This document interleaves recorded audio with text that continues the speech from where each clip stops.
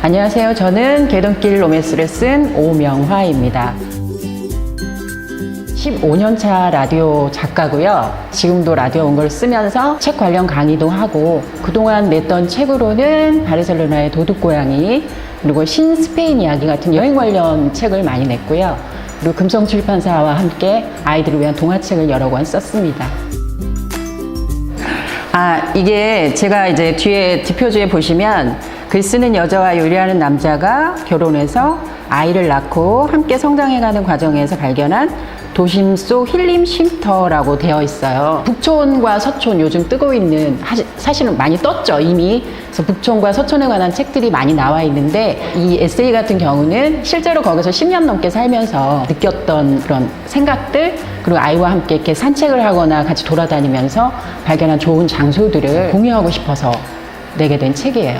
제목에 대해서 관심이 되게 많으세요. 로맨스가 붙으니까 개동길에 가면 로맨스가 생기냐 뭐 이런 질문도 하시는데, 사실은 제가 그 종로에서 10년 넘게 살면서 개동길에 가장 오래 살았어요. 그래서 이제 개동길에 대한 얘기를 하고 싶었고, 그 뒤에 이제 로맨스가 붙은 이유는 제가 개동길을 사랑하게 됐다는 그런 의미도 있고, 또 제가 거기서 결혼을 해서 신혼집부터 해서 아이가 태어나고 지금 이제 초등학교 들어가기 전까지 함께 생활하면서 살아온 이야기들을 이제 로맨스라고 표현을 했죠.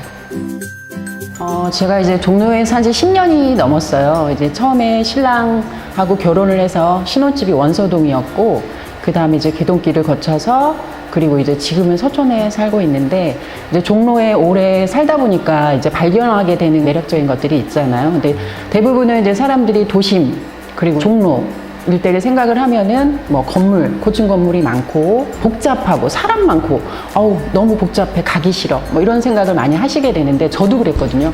처음에 살 때는 불만도 되게 많았어요. 사람 관광객도 너무 많고 이동 인구도 많고 하니까 주말에도 쉬고 싶은데 막 관광객들이 소음 같은 게 많이 들리고 해서 좀 그런 면들이 있었는데, 오래 살다 보니까 거기 인왕산도 있고 북악산도 있고 그리고 4대 궁이 다 모여 있고, 그리고 이제 곳곳에 녹지가 되게 많아요. 그래서 아이랑 함께 이렇게 다니다 보니까 이런 조용하고 좋은 곳들을 좀 소개해주고 싶다라는 생각이 들었죠. 좀 일명 종로 홍보대사라고 다들 말씀을 하시는데, 이제 그런 것들이 이제 컨텐츠를 모아서 이제 책으로 내면 어떨까 해서 이제 쓰게 됐고요. 사람들이 대부분 이제 서울에서는 볼 데가 없고 갈 데가 없다, 도심은 특히 뭐 이렇게 별로 볼 거 없고 복잡하니까 이제 해외라든지 지방이라든지 이런 곳을 많이 가시잖아요. 쉬면서 휴식을 취할 수 있는 어떤 녹지, 좋은 공간들이 아직은 있다, 이런 거를 좀 알려드리고 싶었습니다.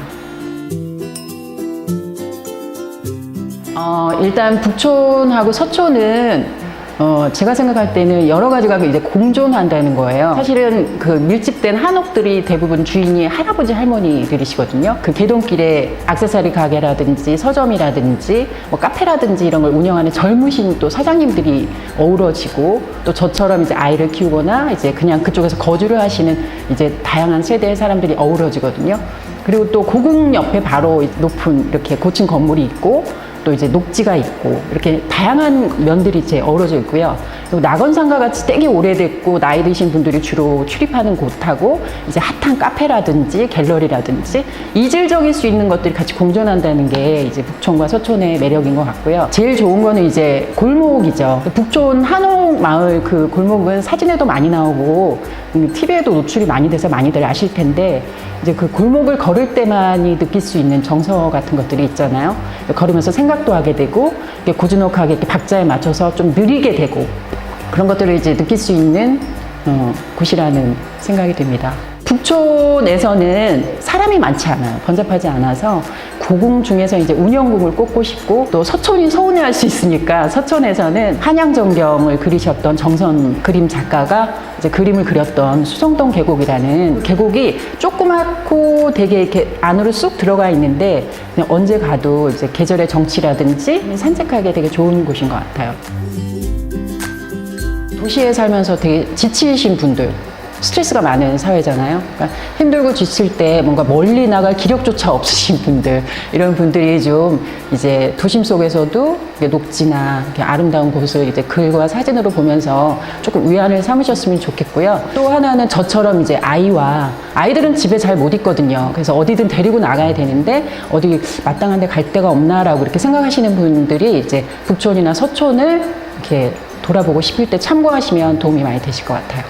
저도 이제 시골에서 태어나서 어린 시절을 시골에서 보냈고, 하지만 어떤 이유에서든 뭐 일이든 아니면 뭐 취업이든 아니면 결혼이든 하면서 이제 서울에 모여서 대부분 밀집해서 살잖아요. 그렇게 살 때 이제 어떤 느끼는 갈증들이 있죠. 그렇다고 매일 해외여행을 갈 수도 없고 매일 고향을 갈 수도 없어요. 그럴 때 이제 그 도심 속에 가까운 고궁이라든지 아니면은 뭐 산이라든지 뭐 걷기 코스라든지 이런 골목길이라든지 이런 데를 좀 이제 걸으시면서 천천히 느리게 자기 스스로의 어떤 템포를 좀 늦추면서 자기 스스로를 찾아가는 시간을 좀 가지시면 좋을 것 같다라는 생각에서 쓰게 됐고요. 그 무엇보다도 여기 종로 일대가 문화적으로나 자연적으로나 그리고 되게 다양한 모습들이 되게 혼재해 있어요. 이제 아이들과 함께 도심 속에서 이제 녹지라든지 청계천 물가라든지 숲길이라든지 그런 데를 가서 이제 나무, 새, 꽃, 어떤 자연의 변화, 계절의 변화 이런 것들을 아이들과 함께 이렇게 느껴보시면 어떤 스스로의 삶이라든지 이런 것들이 템포가 조금 더 부드러워지지 않을까라는 생각이 듭니다. 저는 이제 북촌, 서촌에 관한 책을 쓰긴 했는데 북촌과 서촌이 이제 유명해지는 것에 대해서 거주자분들은 사실 그렇게 좋아하지 않아요. 이게 같이 사시는 분들 얘기를 들어봐도 저만 해도 이제 집 앞에 쓰레기 봉투를 이렇게 내놓으면 이제 관광하시는 분들이 먹은 그 아이스 커피 그 플라스틱 컵 같은 걸 그냥 막 우겨놓고 막 그 위에 쌓아놓고 이렇게 가시거든요. 그리고 주말에 쉬고 싶을 때 그들은 놀러를 왔으니까 막 떠들어요. 근데 이제 그게 그냥 좋게 그래 좋은 기분으로 넘어갈 때도 있지만 가끔은 되게 스트레스가 될 때도 있거든요. 북촌과 서촌을 이제 둘러보실 때 여기도 사람이 사는 곳이라는 거를 좀 기억을 하시고 조금만 배려를 해주시면 좋을 것 같고요. 북촌하고 서촌이 요즘 인스타그램이나 SNS, 페이북 뭐 이런 게 이제 일반화되면서 가시는 곳만 가시는 것 같아요. SNS에 많이 노출된 밥집, 이렇게 가게, 빵집 이렇게 많이 가시는데 제 책에 소개된 어떤 한적한 장소라든지 이질적인 매력을 느낄 수 있는 고궁이라든지 숨은 곳들을 좀 둘러보고 가셨으면 하는 바람입니다.